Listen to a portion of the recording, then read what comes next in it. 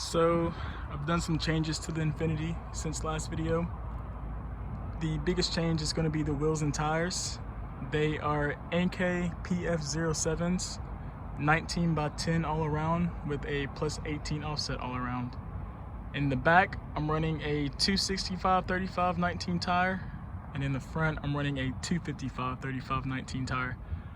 The fronts have the stock control arms, so they gave me about -2.8 degrees of camber, and in the back, I have an SPC camber kit with toe bolts, and it's about a -3 degrees of camber. So it doesn't rub or anything. I've got all that taken care of. I had to remove the liners, and I had to trim the rear bumper bracket. And I got a decent amount of clearance in there. Also got the front bumper or the front tabs on the fender rolled, but it's not necessary. I just did that as a precautionary measure. So there's the camber in the back, -3. And here's how it looks from the back.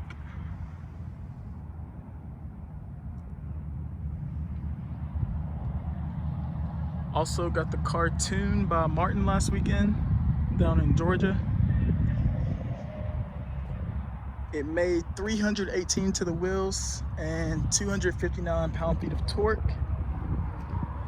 The exhaust really limited me on more power I could have made because one, I have an exhaust leak, but two, the exhaust is rubbing on stuff, creating like a false knock. I think that's what Martin said. But start the car up, go through the maps for y'all real quick, tell you all the different ones that I have too. So I have about 100,000 miles on it now, and my TPMS light is blinking. I don't know why. I have the sensors in them. I think I just have to go get them reprogrammed to the car, but that should be fixed pretty soon. If y'all didn't know, to go through the maps on the car, you hit the cancel button right here, and then you use the coast set to go through the maps. So once I hit cancel, you'll see the RPM shoot to 1,000, and then 2, 3, and 4. So my 1,000 is my regular mode, 2,000 is the small burble mode, and 3,000 is flame mode, 4,000 is eco. I actually thought I had launch control, and I do have launch control because he showed me, but